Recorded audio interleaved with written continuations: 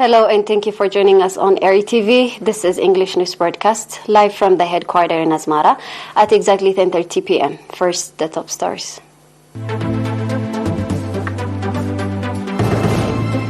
Training on gender awareness in the Central Region.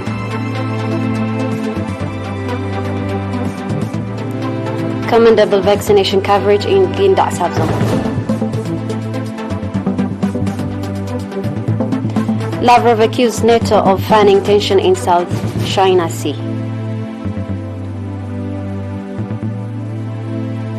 Japan eyes $318 billion for military.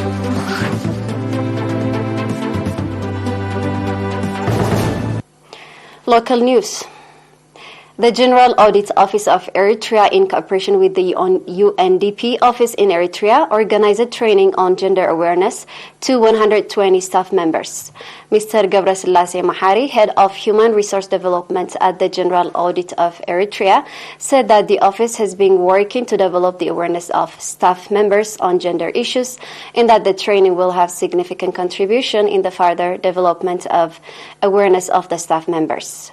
Mr. Gabrasillace further said that the office has been exerting effort to establish kindergarten to enable female workers continue their work unhindered due to pregnancy and delivery, and that kindergarten equipped with necessary facilities will be put in place soon and become operational, indicating that a committee comprising from both genders has been established. The audit office called for active participation of the institution and members in the successful implementation of its activities in raising the awareness of staff members of gender issues. Pointing out on the significance of the training, Mr. James Wikiaga, UNDP resident coordinator, expressed confidence that other government institutions and ministries will follow the noble example of the General Audit of Eritrea.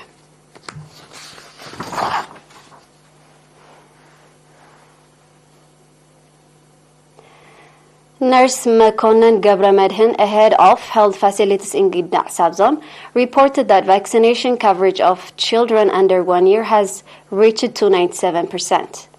Nurse Mekonnen went on to say that alongside daily activities, effort is being exerted to raise the number of pregnant women to deliver at health facilities to over 60% in 2022 and to develop the awareness of the public on modern medical services. Nurse Mekonnen also said that the community-based environmental sanitation activity is contributing in bringing behavioral change on the public and in controlling the prevalence of communicable diseases. Pointing out that use of latrines in Ginda town has reached to 99% and in remote areas to 87%, Nurse Mekonnen called for integrated effort for its sustainability. In Ginda subzone, there are 8 health stations and 1 health center providing health service provision to the public.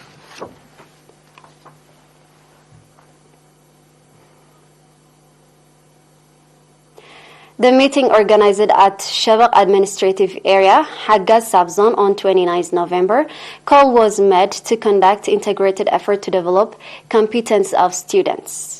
At the meeting, extensive discussion was conducted on the role of students and teachers in inculcating discipline as well as contribution and participation of parents, committees in the development of teaching-learning process. Speaking at the occasion, Mr. Takhlasan Betzarai, head of secondary school in the subzone, called on school directors to conduct strong follow-up on students' disciplines as well as organizing skill upgrading trainings to teachers. Karmed School, established in 1999, currently is providing educational service to 856 students, including 303 females.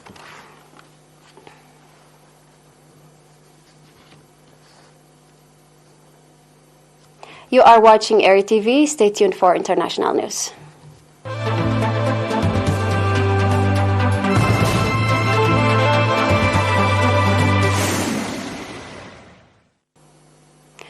Russian Foreign Minister Sergei Lavrov on Thursday accused NATO of whipping up tensions near China in a way that poses risks for Russia. Lavrov told a news conference that the South China Sea is now becoming one of those regions where NATO is not averse as they once did in Ukraine. to escalate tensions, and that they know how seriously China takes such provocations, not to mention Taiwan and the Taiwan Strait, and that understand that NATO's playing with fire in this region scares threats and risks for the Russian Federation. It's as close to our course and to our seas as Chinese territory. Lavrov said that that's why Russia was developing military cooperation with China and conducting joint exercises. Lavrov did not provide evidence to back his assertion, but alluded to the formation of the alliance between the United States, Britain, and Australia. He also accused NATO of trying to drag India into what he called an anti-Russian and anti-Chinese alliance at the time when he said the West was attempting to squeeze out Russian influence. Japan is set to allocate 40 to 43 trillion yen, which is $295 to $318 billion, for military spending over 5 years from the next fiscal year that begins in April. This is according to reports. That's a relative jump from one current 5-year military plan to spend 27.5 trillion yen, and raised concerns that it will aggravate one of the industrial world's worst debt burdens, which amounts to twice the size of Japan's annual economic output. The new figures show a compromise between the defense and finance ministries, Reuters said. Until recently, the Defense Ministry had sought 48 trillion yen, whereas the Finance Ministry had multiple options centering around 35 trillion yen. Prime Minister Fumio Kishida told his ministers that they should work on the plan to increase military spending to an amount equivalent to 2% of gross domestic product within 5 years from 1% now. The rise in military spending comes amid a push among Japanese leaders to discard the country's pacifist constitution despite opposition from the public. The constitution, which has been in place in its original form since it was drafted following Japan's World War II defeat in 1947. And now we have a quick review of the top stars.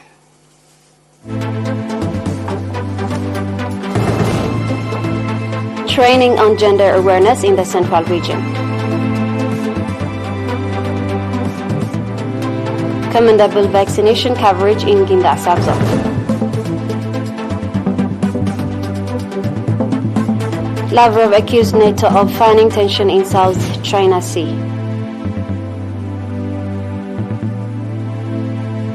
Japan eyes $318 billion for military.